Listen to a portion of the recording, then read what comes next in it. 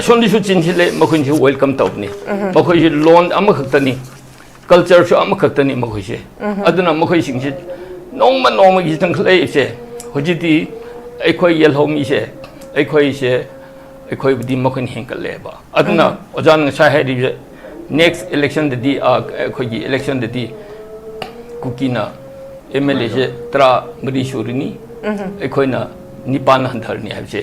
masi chungmani ba maramdi analysis aduna population henkalakpu matungna delimitation je adugi base da tawdabne ba basis da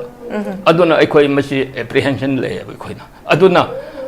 sigi matter da ekhoi delimitation sengkhigno aduga census tawkhigno NRC hana taw habse hana mi se khanthok se habne ba masi asengba sengda ba haise ekhoi yelhomini masi original manipuri ni masi atokti lakne habse masi India government masi order amagi matungina masi manipur government direction piraga han NRC tawfi hamne hoji census awganda hoji kuki ga nagasi changna bi adre miti ga kuki changna bi adre kramaina census tawdobno kuki singa pai sin bi kana check tawdobno ba kana chang bi adre mayang su chang bi yaroi Muslim su chang bi yaroi changna su chadna roeba aduna masi ekhoi chauna apprehension leba aduna ekhoi manipur leba ekhoi khuntamina riba asengba mi singsi kana no haji ekhoi hanna khanthok phayeba aduna lalabsu soirojo ekhoi di koktuno be ai India government is hanabse se kuki gi MLA henkat bese makhoi di harauri ni ekhoi moitei ga naga singsi loin ma hatho osnu habse India government ki policy chawna labra habse ekhoi chingne ba maramdi chiesin utpani se chiesi di iri ba masi Nagaland based of makhoi kuki union ibni ko makhoi da refer se 303 se chani chahum pio Nagaland hatoki India gi on behalf de kun fight taw ge ne chi ai sabin te se prime minister da makhoi chi ibni se chi am yaw ge da kuki na prime minister home minister di ibni se ekhoi nagam yam se hatoge aduna India government shana bne ba se aduna kuki se mathang MLA hinkalak puchi masi India government ki policy ne ba aduna ekhoi yelhomi se muthallaga makhoi kuki lehal makhoi gi di kuki se ekhoi makhoi ne chatba kuting gi khanada leite ba aduna ekhoi di aina khange maitei da makhoi na nagada lan taw haibse chei kuntrani puse I urone ai haithok ng wani ngisi da haithok ri nom so hai khrar ne na ada andama maitei da amul lan tare adu kan de naga da makhoi ni khurom base chahi ahum se khulai piro ekhoi mateng pango christian machine ne ekhoi tribal machine ne ekhoi maitei hathok se na mu tawe hojina mu maitei ga naga pula body sa se amu hade mo lauru nu si kampu se kwai di maching thi ba ko group ne ba aduna ekhoi yelhomi myam se ekhoi section ji adugu ai as a layman amawin ai comment pining badi madu latring aida aina nagam di meti singda aina asmaina bil tawning kampokpi haiba area da Manipur Union Territory Council da election tawting aida Manipur ge election hana tawba 1948 election da wona ekhoi nagam na karam MLA se Major Kuting Bo Kuting karam hai ba ado hoji ekhoi naga kaninga ya dikar lebro mase khun amkhak leiramani adu matamda kangpokpi sida adu mi sik dai di lakpuno sini mana mathang posit lakpune ba si Burma ki mi ngaktani Mizoram gi mi ngaktani ayamba adu ko Churachampur se kana leiram ge Churachampur da maitei ga ekhoi gi naga leiramane rongmei masi pridis na kuki singdo makhoi minai oine puraga tax khai de pi de ya de koi na kam khai si tamelo awang lo tan thok khib ne ba maitei chu adu khra le ro hi di loin ta toi na masi India ki policy ne ba maduna koi naga ga maitei sing koi gyan ta mina si ai ba politics se secondary ne khan biro leipak convention number 1 ne ba aduna magi BJP magi NPF magi congress thana mo ba ekhoi leipak se public se han kan se ba adu leipak kan drdi MLA ngi sai amaka no hoji tara kakale ko next election tawdi kuki na tara humthai karni nagana nipan kardi adu di lebak kanmero aduna mai gi party di tongan thamse ba ekhoi lebak han kansi aduna lebak si makhoina makhoi gi lebak ne claim ta khole kuki le nen ta khole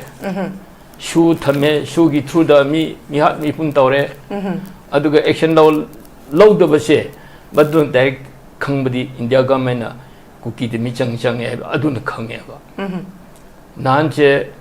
khoi gi leilon wifi da kuki underground ani phare pure team se thame fire loss tawdi yes adu khoi tameng gi accrued snapti da UNC meeting chake de commando na hing da pharaga look up thamine aduga pitiang da volunteer force amba nongmain kap kan da koprana pale ni si pura adu di fire pale ni government ne appeal do ne mi chang khaina in taw si uhan nganu hai ni makoi si government de chief na ti khoi si khoi yelhomi maitei ga naga gi MLA yang khai se khoi se NRC hana tawiu have the priority p se ba census na secondary in tham se ba other lebak kan se have ni mi kan se have ne ba mi kan dar ga makhoi na ku kin line dominate or ga khoi kari atikar kari legni khoi gi adu di khoi kharle di dilhina chief minister se ku ki de taw harak ne ba adu MLA mi am na shu as dilhina appointment taw ba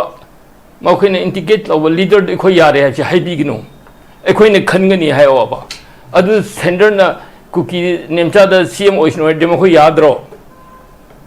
masi ya phum thokti awani adun masi ekhoi legislators in khangani hayo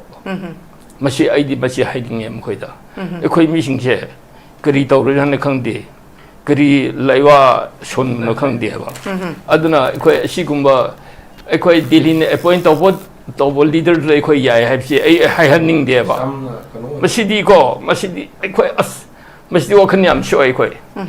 adudi mokhoi dili digi mi am puraga CM han si yada nadaga demcha da foreigner du da khoi CM o she yab da ni MLA khoi yang khai se atar de khoi se leba kan manatre ba adu khrale di khoi Tiger Road, German Road has a legalized irony. From the RD here, Aduna soft corners here, Mohidi Henley, Aduga, Panchayati Ras, quite important of the Paki, got election to the public Miam the convened over department, district council. Election to Miam the convened over department is more the scenery. She young wish equina. Adana Shikum say a word of Ama Yaudana, Ama Tawaya, Ama Ahumbaxidum, Samnaragat. Yes, however, Masi Yam the Garo Bakanoma Kakne Duga, Hozik Masi Yam the Irai Laiba Yam serious Oidaba Materni Hine and Lobasu, Amuk Lan Gadori Beneboza. Adana Masi Akoi Heidi was a Hoina Tauribasi, each and every Quiggy. Lady ba akhoi indigenous ki ichilina sing adudana tana mipung khuding mang namasi support to bomsu thui haina thamjage makha chathaja boinai ai akhoi oja da laksage oja ngaran mi okay oja ngakpi ga dingko mingse kitang haiba nungai tawgi ne oja nga sagi akhoi gi oja Narendra na thambi bada mathang sai 2000 one the gimathang lakpa the delimitation tawda mangtharak pagi potsi khoigi ozagi assessment si adum hojik laire dui taragasu hana kuki gi keno se leiram baje moi masing je hojik su yam khala ine baja ado mafam akhoigi tongan ba mafam da khoigi demographic balance adum ki leire ha baje yoja khoi khanga bane adagi unrecognized village mayam am leire ha baje khoi khanga bane Masi khangna khoigi lengakna haiba akhoi ngasagi ahakna thamjabadu khoigi 1976 tagina 2026 sibok the delimitations e force tawraga thamaga la ibaneba adubu handak pangthok kadori ba 2026 ki si daina 2027 sida delimitation tawgani hai Tamakpaneba, Masi amuk Taudanaba Kongjang neba Hujikse, Masi Tauraga the Akaiba Lakani Haidana. Sigi matang sida esa akui oja akui nagagi chauba khogi oja hogi su initiative yam chauna lawri ni ko akui che kaina ba yadraba tatna ba yadraba ichile now dumak oirabanina masigi matang sida khogi chingda haidi ayamba akhoi tampak tadi unnatural growth se oja kaya kaino tawde ayamba unnatural growth adegi unrecognized village se akhoi chingda da ayamba ne bojal laise sigi matang se oja masi khoina tajabada ke haini chingi di khulakpa mana yaragadi adum loimak yai adegi even election gi matang da su khulak pa mana yaraga di hairiba any xyz sida phai phate khangdana khulak paduna yabada hairiba Mr. AB sida PO hairiga di dum pibagi wafam am su lai haiba wafam se how far kadai bo yong na chumi natraga lali habadi oja khoi khangjade dubu khoina tajabagi report phangjabada di sumaina phangi oja aduna sigi matang se oja sumaina haidi hoi lingjen manabagi di hairaga di yam phaba adubu nakalamaromda aranba thabak amada oirga su puna tuna chatkhraga di madubisu asoiba dum lakani dana koja sigumba aranba su dum yaukhiram su dum yauramoi hainingai leite masigumba sidagi su dum unnatural growth aduga unrecognized village aduga akhoi influx mayam si lakpagi akhoi ko samasu oibagi oibasu yana dum leibra habis gi matang da ozagi oiba moti kari kamain thambini ozang tang thambi anbada north east window bu ai thagazari anni shubda NRC amadi census ki expert ojani bisai kai kunaba fichari ahum shubda yengbiri tabiri ba stakeholder myam shu ai welcome tawi ai demakti ngisi se yamna laibak phabnu min hain lawe ai information apha ba ai ngisi phangne ba aduna nanju ai classic grand data census amdi NRC ki ai Manipur population commission na organize tawba seminar pangthokki ni aduda UNC na aingonda di invite tokte adu UNC na aingonda chi am thare okay ai lambi chatpi yadre aingonda khra yawbiyo UNC gi mochin haina aingonda chi am ire adrigi ai chale chatbada yawbukanda expert scholar myam na khang haiba myam na phajan takre adra ai information che ai khra khang haure ado ngisi amu hen ai gi tamad information a chawbam phangai na ai lobsake hoji ai elomi maiti amni naga sing da ai appeal tawninge hoji ai ni khangwe information myam che aduna mase ai mase shem sar ga in haib dinati ai data myam che accurate information ni phange ba aduna hoji hairi ba oja expert ani na haiba ekhoi gi NRC hana tawdor di census taw biginu delimitation tawrodi yelhomi nagam di maiti da chaun effect tawni haibse mase 100% chummi haibse ai naga people's union imphal gi on behalf da ai myam da bill tawye maramdi ai physical ai hai technical ai khangdar su ai physical ai hai kya ba koi tinawbal da chandel da kamchong da ukhru da kampokpi da aduga chorachampur se ase Burma gi mi masak khangda ba maiteron on bangam da ba ku ai khoi gi hindi khangda ba kuki gi ai khoi gi immigrant mi amse mase army chinda Burma gi tanbadi khoi long changhe ba adun yum se masing nai da sakal le hojik se adu mi se ekhoi hana ipai pudal le mina ramba mi singdi meite ro main khanghe ba hoidi meite ro khangdab ngaktani aduna kapak khra ngang ba hiba amani di yawe adu 99% di ngang ba haitar mase ekhoi na mase ekhoi gi minati haib se sin khangdab ne aduna longkri set pa meite ro non ba haite ba hindi lon ba haite ba simiam se ekhoi gi minati adu asimase register se census han tawrabdi mukhoi si loin record taw krane ba record taw kan di NRC taw kan ekhoi ta thop ngam mo have asina proof ne ba adon mase government da hoji just the limitation fair limitation demand tawri ba ado komina han NRC han tawbiro census kuna tawro have je naga United Naga Council so mase hanjen kokomi ga pun je i kran adon naga people's union imphal so naga loin mak on behalf da mase ekhoi chumi have je ehang na masi ai endorsement taweba aduna manipur da leba maiti amdi naga sing gyan tag dabdi ekhoi hanadi manipur union territory council leading adidi ekhoi MLA kunthra gatu mairame adudi khoi su khange adum tomda ekhoi gi naga khut gi hair gi chingi si 13 oirame 13 chida kuki na mo oirame naga na nipan oirame adum tungda kuki na turuk oirame naga na 13 oirame adum tungda ekhoi gi kuki na nipan oire naga na train thoire hakumna latest 2022 da tara oire adu asida hoji asida census tawkrabdi ekhoi record loin illegal immigrant cookie refugee myam je record loin tawkrabdi ekhoi NRC tawda makhoi se ekhoi phattabe myam je lawthokya jingam moe ba maramdi record laikhrabdi makhoi se NRC tawda masi ekhoi right leiroi government gi adu nam hanna masi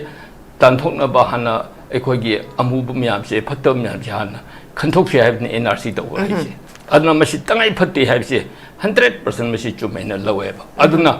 ai naga isin naw myam su ai campaign tawramani ekhoi masi ekhoi nanju ai press meet su tawkre aduga oja khoi gi sem keno protest jo ai chal ai participate tawkre che oin su ai release tawkre myam na si da support tawu si achum bu khongtang ni haina mi kan che tarti khoi yellow mi kan che tarti ekhoi punba tai ekhoi unity shakat batai aduna maite de henkal su ekhoi shauti naga de henkal su ekhoi shauti amatan ekhoi yellow mi adubu illegally ekhoi misakhang da ba ekhoi gi minat da ba makhoi de henkat pa hai se hoje ai aina assessment taw kan da mi gi report ta government national recommend taw hain tai more dam henkal lakani haina tai khoina aduga ekhoi gi tinopal da ma ni ko ai yam na hoji changmase singna haibda Kampopi ka Tinopal ka Chandel sine. Ozasi amtak marak thocha ki hawjiki Tengnopal ne Chandel ne More ne si changi se khoi porous border oi base. Oh border site. Si haidi magi changakpagi main ko se. Border si fencing tawdaba sina maram oidoribra. Fencing tawdaba aduna number 1 ni number 2 da Maduda security lay myam che loin ma cookie mi chang loin chang ba aduna aikoina hojik aina horen che ut ke ba aikoina ki ajada da gi makhoi hojik hairi basing je ngasai cookie je masing ngasai gi political kenoda sit je da masing yamam da badagi hojik naga sutara ki sutara le khalak pase ajasi hengalak pase makhoi je kamaina hoi amarom da khoi gi border fencing taw da ba ma leire madu da ngai ba BSF kari kara sing makhoi Assam Rifle si makhoi cookie gi pura michang jang khare adu ga electoral roll da yaurakanda election se thadarakanda number game da la kan makhoi na masing je hengal ine boja electoral roll da makhoi si matau karamna kamain tarokan da changa ino kamain challino haibasi su oja chobo wahanga khakne ban ai am khumge yani oja thai yimlak tara legini electoral na mi chahungi pangani okay so example dis legini Kangpok ki chu legini Tinopal chu legini aduga Chandel chu legini machim khoi culture ne ba adu miam na NRT scheme che mafam ahum da phange bisa se okay ai khoi naga ga maiti di adu gung mai gnu khoi aran me se kotan lei ne khoi mi se ama pho happy ya de khoi mi di mi la ngai sli te khoi machine ja khoi aran ba thir ga khoi di kak thal le ba mi se ani ukhuda ma aduga imphal da am le se khoi di kak thal le khoi mi na khoi mi e ma de adu da lei bi aro adu tawre ne khoi machine taw na ne khoi di kak thal le cookie singi aina am hai ge ba ai khoi mi nak ta lei ba cookie ning thaw am se Surajan board shu ma NRTS scheme phange adu ukhru shu phange adu kamchong shu phange ma se aduga yamthong haina saikul gi MLA se ma se asem di ukhru gi mi ni molam haiba sinagai thel gi phun ne adu saikul da ma sif tawre adu de MLA letring da mai khunche ahum cheme sinagai thel laib du khundo mulam kawe aduga saikul da ama mu cheme new mulam haina mu kawe ko aduga ani shubadna karino ama mulam part 2 haina mu cheme ba adu khunahum gi ni thoman we ba adu ai khoi naga da adu di ya ro ba khoi di adu nang sai ꯑꯩꯈꯣꯏ ꯑꯦꯡꯀꯔꯅ ꯍꯪꯕꯤꯔꯤꯕꯁꯦ ꯅꯤꯡꯊꯧꯅ election ꯇꯧꯕꯗ ꯃꯊꯟꯇ ꯇꯧꯕ ꯅꯤꯡꯊꯧꯅ ꯍꯥꯏꯔꯒ ꯂꯣꯏꯅ ꯆꯠꯂꯦ ꯍꯥꯏꯕꯁꯦ ꯀꯨꯀꯤꯒꯤꯗꯅꯦꯕ ꯅꯥꯒꯥꯒꯤꯗꯗꯤ ꯅꯤꯡꯊꯧꯒꯤ ꯋꯥꯁꯦ ꯆꯠꯇꯦ ꯃꯌꯥꯝꯒꯤ ꯋꯥꯗ ꯆꯠꯂꯦꯕ ꯃꯌꯥꯝꯒꯤ ꯑꯄꯥꯝꯕꯗ ꯆꯠꯂꯦꯕꯀꯣ ꯅꯤꯡꯊꯧꯁꯦ ꯑꯩꯈꯣꯏ ꯀꯁꯇꯝꯒꯤ ꯀꯜꯆꯔꯒꯤ ꯃꯥꯅ ꯈꯨꯟꯒꯤ ꯍꯦꯠꯅꯤ ꯍꯥꯏꯋꯥꯅꯤ ꯑꯗꯨꯒ ꯗꯤꯁꯤꯖꯟ ꯃꯦꯀꯤꯡ ꯕꯣꯗꯤꯗꯤ ꯑꯣꯊꯣꯔꯤꯇꯤ ꯂꯩꯌꯦꯕ ꯈꯨꯟꯒꯤ ꯑꯗꯨꯅ ꯑꯗꯨꯗ ꯂꯣꯏꯅ ꯆꯠꯂꯦꯕ ꯑꯩꯅ ꯅꯤꯡꯊꯧꯒꯤ ꯋꯥ ꯂꯧꯗꯦ ꯍꯥꯏꯕ ꯅꯠꯇꯦ ꯅꯤꯡꯊꯧꯒꯤ ꯋꯥ ꯆꯠꯂꯦ ꯑꯗꯨꯕꯨ ꯑꯣꯊꯣꯔꯤꯇꯤ ꯑꯩꯈꯣꯏꯒꯤ ꯈꯨꯟꯒꯤ ꯑꯩꯈꯣꯏ ꯗꯦꯃꯣꯀ꯭ꯔꯦꯁꯤꯒꯤ ꯃꯇꯨꯡ ꯏꯟꯅ ꯑꯩꯈꯣꯏꯗꯤ ꯊꯥꯏꯅ ꯏꯄꯥ ꯏꯄꯨꯗꯒꯤ ꯑꯩꯈꯣꯏꯗꯤ ꯑꯣꯊꯣꯔꯤꯇꯤꯅ ꯑꯗꯨꯝ ꯑꯩꯈꯣꯏ ꯗꯤꯁꯤꯖꯟ ꯂꯧꯕꯁꯦ ꯑꯁꯤꯗ ꯆꯠꯂꯦꯕ ꯏꯂꯦꯛꯁꯟꯗꯁꯨ ꯑꯩꯈꯣꯏꯗꯤ ꯃꯌꯥꯝꯅ ꯊꯥꯊꯩꯑꯕ ꯑꯩꯈꯣꯏꯗꯤ ꯀꯨꯀꯤꯒꯤꯗꯤ ꯅꯤꯡꯊꯧꯅ ꯊꯥꯊꯧ ꯍꯥꯏꯕꯗꯤ ꯊꯥꯊꯒꯅꯤ ꯑꯗꯣ ꯃꯈꯣꯏꯒꯤ ꯍꯧꯖꯤꯛ ꯍꯥꯏꯔꯤꯕ ꯀꯨꯀꯤꯒꯤ ꯑꯟꯗꯔꯒ꯭ꯔꯥꯎꯟ ꯑꯃ ꯑꯅꯤꯁꯤꯅ ꯑꯣꯚꯔ ꯇꯧꯔꯒ ꯂꯣꯏꯅꯃꯛ ꯑꯃꯗ ꯂꯣꯏꯅ ꯈꯨꯝꯖꯤꯟꯒꯅꯤ ꯕꯦꯂꯣꯠ ꯕꯣꯛꯁꯁꯦ ꯑꯃꯈꯛꯇ ꯍꯥꯡ ꯑꯗꯨꯗ ꯅꯝꯍꯜꯂꯦꯕ ꯁꯤ ꯃꯈꯣꯏ ꯀꯁꯇꯝꯅꯦꯕ ꯑꯗꯨꯅ ꯃꯈꯣꯏ ꯑꯦꯝ ꯑꯦꯜ ꯑꯦ ꯍꯦꯟꯀꯠꯂꯛꯄꯁꯦ ꯑꯩꯅ ꯁꯦꯡꯅ ꯍꯥꯏꯒꯦ ꯑꯩꯈꯣꯏ ꯄꯥꯎꯀꯥꯏ ꯍꯧꯀꯤꯞꯁꯦ ꯏꯟꯗꯤꯔꯥ ꯒꯥꯟꯙꯤ ꯃꯇꯝꯗ ꯏꯂꯦꯛꯁꯟ ꯇꯧꯗꯅ ꯏꯃꯥꯔꯖꯦꯟꯁꯤ ꯃꯇꯝꯗ ꯑꯩꯈꯣꯏꯒꯤ ꯂꯣꯛ ꯁꯚꯥꯁꯦ ꯑꯦꯛꯁꯇꯦꯟꯁꯟ ꯇꯧꯈꯤꯑꯕ ꯃꯇꯝ ꯑꯃꯗ 67ꯗ ꯑꯣꯏ ꯃꯥꯜꯂꯦ ꯑꯗꯨꯒꯤ 72ꯗ ꯗꯤꯂꯤꯃꯤꯅꯦꯁꯟ ꯂꯥꯛꯀꯥꯟꯗ ꯑꯩꯈꯣꯏꯒꯤ ꯀꯝꯆꯣꯡꯒꯤ ꯎꯈ꯭ꯔꯨꯜꯒꯤ ꯑꯦꯝ ꯑꯦꯜ ꯑꯦ ꯑꯃ ꯁꯤꯠ ꯑꯃ ꯑꯗꯨꯒ ꯁꯦꯅꯥꯄꯇꯤꯒꯤ ꯁꯤꯠ ꯑꯃꯁꯦ ꯆꯨꯔꯥꯆꯥꯟꯄꯨꯔꯗ ꯍꯦꯟꯂꯦꯞꯀ ꯑꯩꯈꯣꯏ ꯁꯤꯡꯍꯥꯠꯁꯦ ꯄꯨꯈꯤꯑꯕ ꯃꯁꯤ ꯃꯈꯣꯏ ꯑꯦꯝ ꯄꯤ ꯀꯥꯈꯤꯕꯒꯤꯅꯤ ꯃꯔꯝꯗꯤ ꯃꯈꯣꯏꯁꯤꯡꯁꯦ ꯑꯩꯈꯣꯏꯒꯤ ꯃꯤꯖꯣꯔꯥꯝꯗꯒꯤ ꯆꯤꯇꯥꯒꯣꯡ ꯍꯤꯜ ꯇ꯭ꯔꯦꯠꯇꯒꯤ ꯂꯥꯛꯑꯦ ꯆꯨꯔꯥꯆꯥꯟꯄꯨꯔ ꯂꯣꯏ ꯂꯣꯏꯁꯜꯂꯦ ꯑꯩꯈꯣꯏ ꯍꯧꯖꯤꯛ ꯆꯥꯟꯗꯦꯜꯗ ꯀꯨꯀꯤ ꯂꯩꯔꯝꯗꯦ ꯀꯥꯡꯄꯣꯛꯄꯤꯁꯦ 1960 70 80ꯗ ꯂꯥꯛꯄ ꯉꯥꯛꯇꯅꯦ ꯑꯌꯥꯝꯕ ꯍꯥꯟꯅꯗꯤ ꯑꯁꯤ ꯆꯦꯁꯦ ꯃꯈꯣꯏ ꯔꯤꯐ꯭ꯌꯨꯖꯤ ꯒ꯭ꯔꯥꯟ ꯄꯤꯕꯒꯤ ꯆꯦꯅꯦꯁꯦ ꯄꯦꯖ 3-4 ꯊꯣꯛꯑꯒ ꯁꯨꯁꯥꯏ ꯃꯇꯝꯗ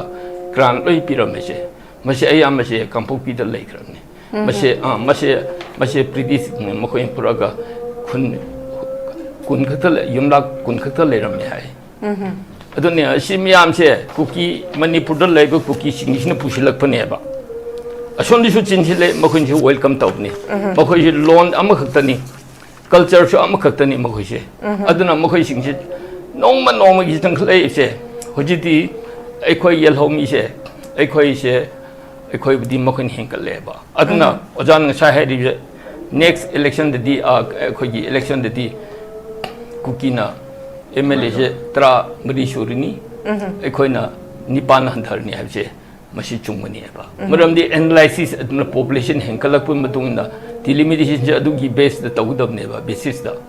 ꯑꯗꯨꯅ ꯑꯩꯈꯣꯏ ꯃꯁꯤ ꯑꯦꯄ꯭ꯔꯤꯍꯦꯟꯁꯟ ꯂꯩꯌꯦꯕ ꯑꯩꯈꯣꯏꯅ ꯑꯗꯨꯅ ꯁꯤꯒꯤ ꯃꯦꯇꯔꯗ ꯑꯩꯈꯣꯏ ꯗꯤꯂꯤꯃꯤꯇꯦꯁꯟ ꯁꯦꯝꯈꯤꯒꯅꯨ ꯑꯗꯨꯒ ꯁꯦꯟꯁꯦꯁ ꯇꯧꯈꯤꯒꯅꯨ NRC ꯍꯥꯟꯅ ꯇꯧ ꯍꯥꯏꯕꯁꯦ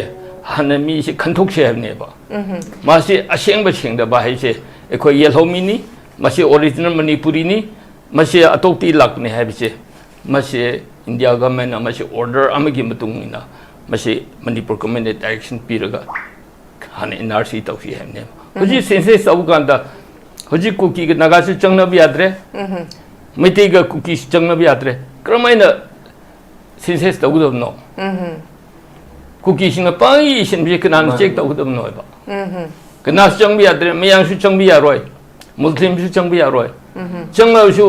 ꯆꯠꯅꯔꯣꯏꯕ ꯑꯗꯨꯅ ꯃꯁꯤ ꯑꯩꯈꯣꯏ ꯆꯥꯎꯅ ꯑꯦꯄ꯭ꯔꯤꯍꯦꯟꯁꯟ ꯂꯩꯌꯦꯕ ꯑꯗꯨꯅ ꯑꯩꯈꯣꯏ ꯃꯅꯤꯄꯨꯔꯗ ꯂꯩꯕ ꯑꯩꯈꯣꯏ ꯈꯨꯟ ꯇꯥꯃꯤꯟꯅꯔꯤꯕ ꯑꯁꯦꯡꯕ ꯃꯤꯁꯤꯡꯁꯤ ꯀꯅꯥꯅꯣ ꯍꯥꯏꯕꯁꯤ ꯑꯩꯈꯣꯏ ꯍꯥꯟꯅ ꯈꯟꯊꯣꯛꯄ ꯐꯩꯌꯦꯕ ꯑꯗꯨꯅ ꯂꯥꯜꯂꯕꯁꯨ ꯁꯣꯏꯔꯁꯨ ꯑꯩꯈꯣꯏꯗꯤ ꯀꯣꯛꯊꯣꯛꯅꯕ ꯌꯥꯏ ꯏꯟꯗꯤꯌꯥ ꯒꯚꯔꯟꯃꯦꯟꯠꯅ ꯁꯥꯟꯅꯕꯁꯦ ꯀꯨꯀꯤꯒꯤ MLA ꯍꯦꯟꯒꯠꯄꯁꯦ ꯃꯈꯣꯏꯗꯤ ꯍꯔꯥꯎꯔꯤꯕꯅꯤ ꯑꯩꯈꯣꯏ ꯃꯩꯇꯩꯒ ꯅꯥꯒꯥꯁꯤꯡꯁꯨ ꯂꯣꯏꯅꯃꯛ ꯍꯥꯠꯇꯣꯛꯑꯁꯅꯨ ꯍꯥꯏꯕꯁꯦ ꯏꯟꯗꯤꯌꯥ ꯒꯚꯔꯟꯃꯦꯟꯠꯒꯤ ꯄꯣꯂꯤꯁꯤ ꯆꯥꯎꯅ ꯂꯩꯕ꯭ꯔꯥ ꯍꯥꯏꯕꯁꯤ ꯑꯩꯈꯣꯏ ꯆꯤꯡꯅꯩꯑꯕ ꯃꯔꯝꯗꯤ ꯆꯦꯁꯤꯅ ꯎꯠꯄꯅꯤꯁꯦ ꯆꯦꯁꯤꯗꯤ ꯏꯔꯤꯑꯕ ꯃꯁꯤ ꯅꯥꯒꯥꯂꯦꯟꯗ ꯕꯦꯁ ꯇꯧꯕ ꯃꯈꯣꯏ ꯀꯨꯀꯤ ꯌꯨꯅꯤꯌꯟ ꯏꯕꯅꯤꯀꯣ ꯃꯈꯣꯏꯗ ꯔꯥꯏꯐꯜꯁꯦ 303ꯁꯦ 200 ꯄꯤꯌꯣ ꯅꯥꯒꯥ ꯂꯣꯏꯅ ꯍꯥꯠꯇꯣꯛꯀꯦ ꯏꯟꯗꯤꯌꯥꯒꯤ ꯑꯣꯟ ꯕꯤꯍꯥꯐꯇ ꯑꯩꯈꯣꯏꯅ ꯐꯥꯏꯠ ꯇꯧꯒꯦ ꯍꯥꯏꯅ ꯆꯦ ꯑꯩꯅ ꯁꯥꯕ ꯅꯠꯇꯦꯁꯦ ꯄ꯭ꯔꯥꯏꯝ ꯃꯤꯅꯤꯁꯇꯔꯗ ꯃꯈꯣꯏ ꯆꯦ ꯏꯕꯅꯤꯁꯦ ꯆꯦ ꯌꯥꯝ ꯌꯥꯎꯔꯤ ꯑꯩꯒꯤꯗ ꯀꯨꯀꯤꯅ ꯄ꯭ꯔꯥꯏꯝ ꯃꯤꯅꯤꯁꯇꯔ ꯍꯣꯝ ꯃꯤꯅꯤꯁꯇꯔꯗ ꯏꯕꯁꯦ ꯑꯩꯈꯣꯏ ꯅꯥꯒꯥ ꯃꯌꯥꯝꯁꯦ ꯍꯥꯠꯇꯣꯛꯀꯦ ꯑꯗꯨꯅ ꯏꯟꯗꯤꯌꯥ ꯒꯚꯔꯟꯃꯦꯟꯠꯅ ꯁꯥꯟꯅꯕꯅꯦꯕ ꯁꯦ ꯑꯗꯨꯅ ꯀꯨꯀꯤꯁꯦ ꯃꯊꯪ MLA ꯍꯦꯟꯀꯠꯂꯛꯄꯁꯦ ꯃꯁꯤ ꯏꯟꯗꯤꯌꯥ ꯒꯚꯔꯟꯃꯦꯟꯠꯒꯤ ꯄꯣꯂꯤꯁꯤꯅꯦꯕ ꯑꯗꯨꯅ ꯑꯩꯈꯣꯏ ꯌꯦꯜꯍꯧꯃꯤꯁꯦ ꯃꯨꯊꯠꯂꯒ ꯃꯈꯣꯏ ꯀꯨꯀꯤ ꯂꯩꯍꯜꯂꯒ ꯃꯈꯣꯏꯒꯤꯗꯤ ꯀꯨꯀꯤꯁꯦ ꯃꯈꯣꯏꯅ ꯆꯠꯄ ꯈꯨꯗꯤꯡꯒꯤ ꯈꯟꯅꯗꯕ ꯂꯩꯇꯦꯕ ꯑꯗꯨꯅ ꯑꯩꯈꯣꯏꯗꯤ ꯑꯩꯅ ꯈꯪꯉꯦ ꯃꯩꯇꯩꯗ ꯃꯈꯣꯏꯅ ꯅꯥꯒꯥꯗ ꯂꯥꯟ ꯇꯧ ꯍꯥꯏꯕꯁꯦ ꯆꯍꯤ 30 ꯅꯤꯐꯨꯁꯦ ꯑꯩ ꯎꯔꯕꯅꯤ ꯑꯩ ꯍꯥꯏꯊꯣꯛꯅꯤꯡꯗꯕ ꯋꯥꯅꯤ ꯉꯁꯤꯗ ꯍꯥꯏꯊꯣꯛꯔꯛꯏ ꯅꯣꯡꯃꯁꯨ ꯍꯥꯏꯈ꯭ꯔꯕꯅꯤ ꯑꯩꯅ ꯑꯗꯣ ꯑꯟꯇꯃ ꯃꯩꯇꯩꯗ ꯑꯃꯨꯛ ꯂꯥꯟ ꯇꯥꯔꯛꯑꯦ ꯑꯗꯨꯀꯥꯟꯗꯗꯤ ꯅꯥꯒꯥꯗ ꯃꯈꯣꯏꯅ ꯈꯨꯔꯨꯝꯕꯁꯦ ꯆꯍꯤ ꯑꯍꯨꯝꯁꯦ ꯈꯨꯠꯂꯥꯏ ꯄꯤꯔꯣ ꯑꯩꯈꯣꯏ ꯃꯇꯦꯡ ꯄꯥꯡꯉꯣ ꯈ꯭ꯔꯤꯁꯇꯤꯌꯟ ꯃꯁꯦꯟꯅꯤ ꯑꯩꯈꯣꯏ ꯇ꯭ꯔꯥꯏꯕꯦꯜ ꯃꯁꯦꯟꯅꯤ ꯑꯩꯈꯣꯏ ꯃꯩꯇꯩ ꯍꯥꯠꯇꯣꯛꯁꯦ ꯍꯥꯏꯅ ꯑꯃꯨꯛ ꯇꯧꯋꯦ ꯍꯧꯖꯤꯛꯅ ꯑꯃꯨꯛ ꯃꯩꯇꯩꯒ ꯅꯥꯒꯥ ꯄꯨꯂꯞ ꯋꯥꯔꯤ ꯁꯥꯁꯦ ꯑꯃꯨꯛ ꯍꯥꯏꯔꯛꯑꯦ ꯃꯋꯥ ꯂꯧꯔꯨꯅꯨ ꯁꯤ ꯀꯥꯡꯕꯨꯁꯦ ꯈ꯭ꯋꯥꯏꯗꯒꯤ ꯃꯆꯤꯡ ꯊꯤꯕꯀꯣ ꯒ꯭ꯔꯨꯞꯅꯦꯕ ꯑꯗꯨꯅ ꯑꯩꯈꯣꯏ ꯌꯦꯜꯍꯧꯃꯤ ꯃꯌꯥꯝꯁꯦ ꯑꯩꯈꯣꯏ ꯆꯦꯛꯁꯤꯟꯁꯤ ꯑꯗꯨꯅ ꯍꯧꯖꯤꯛ ꯖꯁ ꯐꯤꯌꯔꯇꯤ ꯂꯤꯃꯤꯇꯦꯁꯟꯅ ꯖꯥ ꯑꯩ ꯑꯃꯇ ꯊꯠꯆꯒꯦ ꯁꯤꯒꯤ ꯃꯇꯥꯡꯗ ꯀꯔꯤ ꯍꯥꯏꯅꯤ ꯑꯩꯈꯣꯏ ꯄꯦꯅꯦꯂꯤꯁ ꯃꯔꯛꯇꯁꯨ ꯑꯗꯨꯝ ꯑꯐꯕ ꯀꯨꯀꯤ ꯐꯠꯇꯕ ꯀꯨꯀꯤ ꯍꯥꯏꯕꯒꯤ ꯁꯤꯗ ꯌꯥꯝꯅ ꯑꯗꯨꯝ ꯀꯩ ꯍꯥꯏꯅꯤ ꯚ꯭ꯌꯨꯋꯔꯁꯤꯡ ꯃꯔꯛꯇ ꯏꯚꯟ ꯑꯩꯈꯣꯏꯒꯤ ꯂꯤꯟꯊꯣꯏ ꯉꯥꯟꯕꯤꯒꯤ ꯄꯦꯔꯦꯟꯁꯁꯤꯅ ꯑꯩ ꯏꯁꯥꯃꯛꯇ ꯍꯥꯏꯔꯛꯑꯦꯕ ꯑꯣꯖꯥ ꯅꯔꯦꯟꯗ꯭ꯔ ꯑꯐꯕ ꯀꯨꯀꯤ ꯐꯠꯇꯕ ꯀꯨꯀꯤꯅ ꯍꯦꯛ ꯍꯦꯛ ꯍꯥꯏꯔꯤꯁꯦ ꯀꯔꯤꯅꯣ ꯀꯨꯀꯤ ꯑꯗꯨꯗꯅꯦꯕ ꯑꯣꯖꯥ ꯑꯩꯅ ꯂꯥꯛꯆꯅꯤꯡꯕ ꯋꯥꯐꯝꯁꯦ ꯉꯁꯥꯏꯒꯤ ꯍꯤꯟꯗꯤꯁꯨ ꯈꯪꯗꯕ ꯃꯅꯤꯄꯨꯔꯤꯁꯨ ꯈꯪꯗꯕ ꯂꯨꯡꯒꯤ ꯁꯦꯠꯄꯁꯤ ꯁꯣꯝꯗ ꯑꯩꯈꯣꯏꯒꯤ ꯕꯣꯔꯗꯔ ꯐꯦꯟꯁꯤꯡ ꯇꯧꯗꯕ ꯑꯁꯥꯝ ꯔꯥꯏꯐꯜꯁꯤꯡꯅ ꯃꯈꯣꯏꯁꯦ ꯁꯞꯄꯣꯔꯠ ꯇꯧꯗꯅ ꯆꯪꯉꯛꯑꯦꯕ ꯆꯪꯉꯛꯏꯕ ꯄꯨꯁꯜꯂꯛꯏꯕꯁꯤꯡꯁꯦ ꯍꯥꯟꯅꯒꯤ ꯑꯐꯕ ꯀꯨꯀꯤꯁꯤꯅ ꯁꯞꯄꯣꯔꯠ ꯇꯧꯔꯒ ꯄꯨꯁꯜꯂꯛꯄ ꯑꯣꯏꯗꯣꯏꯅꯦ ꯃꯈꯣꯏꯅ ꯄꯨꯁꯤꯜꯂꯛꯄ ꯉꯥꯛꯇꯅꯤ ꯑꯗꯨ ꯑꯣꯏꯇꯥꯔꯒꯗꯤ ꯑꯐꯕ ꯀꯨꯀꯤ ꯐꯠꯇꯕ ꯀꯨꯀꯤ ꯍꯥꯏꯗꯅ ꯍꯥꯏꯔꯤꯁꯦ ꯑꯣꯖꯥ ꯃꯁꯤꯗꯤ ꯑꯗꯨꯅꯦꯕ ꯁꯥꯎꯋꯦꯕ ꯑꯐꯕ ꯀꯨꯀꯤ ꯐꯠꯇꯕ ꯀꯨꯀꯤ ꯍꯥꯏꯁꯤ ꯍꯥꯟꯅ ꯂꯩꯔꯝꯕ ꯀꯨꯀꯤꯁꯤꯡꯗꯨꯅ ꯃꯈꯣꯏꯒꯤ ꯆꯪꯖꯐꯝ ꯄꯤꯗꯅ ꯀꯗꯥꯏꯗꯒꯤ ꯆꯪꯉꯛꯀꯗꯣꯏꯅꯣ ꯍꯥꯏꯕꯒꯤ ꯋꯥꯍꯪ ꯑꯃꯈꯛ ꯍꯪꯉꯦꯕ ꯑꯣꯖꯥ ꯑꯗꯨꯅ ꯃꯥꯒꯤ ꯂꯣꯀꯦꯜ ꯄꯤꯄꯜꯗꯨꯒꯤ ꯋꯤꯁꯗꯝ ꯌꯥꯎꯗꯅ ꯑꯣꯖꯥꯗ ꯂꯥꯛꯆꯒꯦ ꯑꯣꯖꯥ ꯅꯥꯀꯜ ꯑꯃꯔꯣꯝꯗ NPF ꯑꯩꯈꯣꯏꯒꯤ ꯅꯥꯒꯥꯒꯤꯁꯨ ꯇꯔꯥꯁꯦ ꯍꯧꯖꯤꯛꯁꯦ ꯑꯩꯈꯣꯏ ꯏꯟꯗꯤꯖꯤꯅꯤꯌꯁ ꯄꯤꯄꯜꯁꯤ ꯀꯟꯁꯦ ꯍꯥꯏꯕꯅꯤ ꯑꯣꯖꯥꯅꯁꯨ ꯍꯧꯖꯤꯛ ꯍꯥꯏꯕꯤꯔꯤꯗꯨꯅꯤ ꯍꯟꯗꯛ ꯂꯥꯛꯀꯗꯧꯔꯤꯕ ꯏꯂꯦꯛꯁꯟꯁꯤ ꯁꯦꯟꯁꯁꯀ ꯏꯂꯦꯛꯁꯟꯒꯁꯦ ꯁꯥꯏꯃꯜꯇꯦꯅꯤꯌꯁꯂꯤ ꯇꯧꯕꯗꯤ ꯌꯥꯗꯦ ꯍꯥꯏꯔꯦ ꯇꯧꯒꯦ ꯍꯥꯏꯔꯒꯅ ꯉꯪꯈꯠꯄ ꯑꯃ ꯅꯠꯇ꯭ꯔꯒꯅ president rule lakpa ma haire adu iba taragadi hojikse akhoi indigenous peoples akhoi kannaba khongjang neba koina changchala ibase masida amuk masai party line ji lakpada amuk akhoi gi outer gi MP oza Alfred congress ni adigi NPP adu da mayam tawdana oza BJP gisu yauri sumain tawdana kari haini hojik lai ri base khoi indigenous people ji phaniam na kaninge haidana khalagasu party gi line si makoi ji kalaga chatpa yadabana maram oidana oza hoina phaniam na influence tawragasu oza hoina phaniam na pressure biragasu naga gi lai ri ba khoi gi MLA sing si su hojik aslamna threat oiraba kiningai oiraba matam sida party gi ideology do dum aduda dum chatori bra haibagi wahang amakaksu khoigi indigenous oriba khoigi phuru naga ichilnaw gi mai kai dagi jo achoba responsibility ma chauna darkar oiriba sigi matang dadi ozagi matang da kari kamai thamiring oza ai haige ai BJP sinate Congress sinate NPF te yaudi ambau yaudi adubu ai as a layman amount ai comment pining badi madu latringaida aina nagam di mete singda aina asmaina abil tawninge kampokpi haiba area sida Manipur Union Territory Council da election tawtingaida Manipur ge election hana tawba 1948 election da wona ekoi nagam na karam MLA se major kuting bo kuting karam he ba ado hoji ekoi naga kaninga ya adhikar lebro mase kun amkhak leiramani adu matamda kangpokpi sida adu mi sik dai lakpuno sini mana mathang posit lakpune ba si Burma ki mi ngaktani Mizoram gi mi ngaktani ayamba adu ko Churachampur se kana leiram ge Churachampur da maitei ga aikoi gi naga leiramane rongmai mase pridisna kuki singdo mokhi minai oine pura ga tax khai de pi de ya de koi nakam khai si tamen awang lo tan thok ki ne ba maitei chu adu khara le ro hi di loin ta toi na mase India ki policy ne ba maduna koi naga ga maitei sing koi gyan ta mina si ai ba politics se secondary ne khan biro leiba convention number 1 ne ba aduna magi BJP magi NPF magi Congress thana mo ba ekoi leibak se public se han kan che ba adu leibak kan drdi MLA ngi sai amaka no huji tara ka khale ko next election tawti kukina tara hum thai karni nagana nipan kar dia du leba kanmero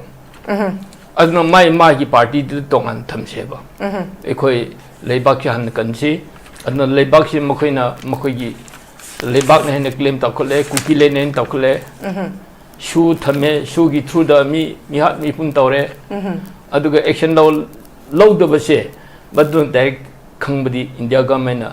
kuki de mi chang e adun khange ba nan che koi gi leilon wifi da kuki underground ani phare pure rim se thame FIR loss to di yes adu khoi tameng gi crude snapti da UNC meeting check de commando na hing da phar ga look up thamine aduga pitiang da volunteer force amba nongmain kap kan da koprana pale ni si pura adu di FIR pale ni government ne appeal do ne mi chang khaina in to si uhan nganu hai ni makoi si government de chave na ti koi si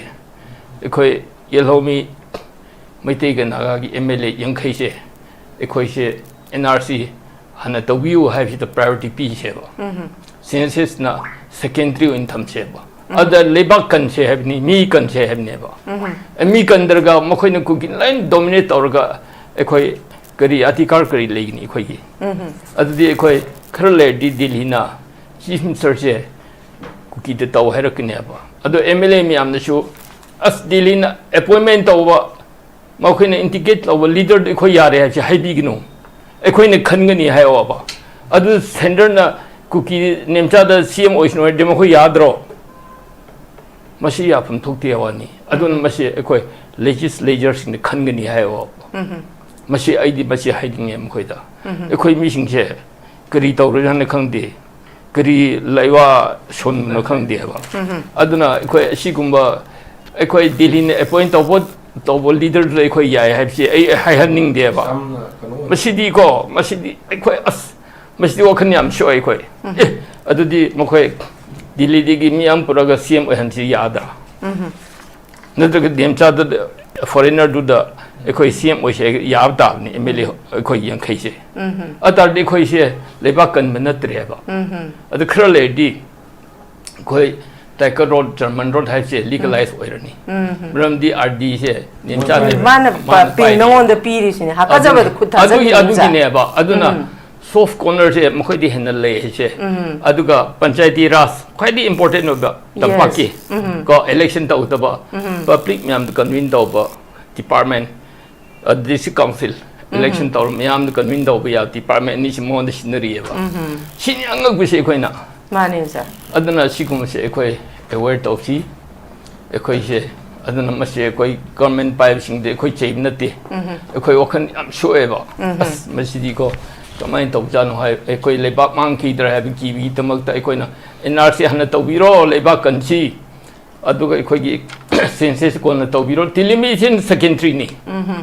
Yan mi kan thuk pa se yes machina top priority and lobby si ha se yellow mi miam da request downing government issue request downing thank you okay thank you very much ham ngai je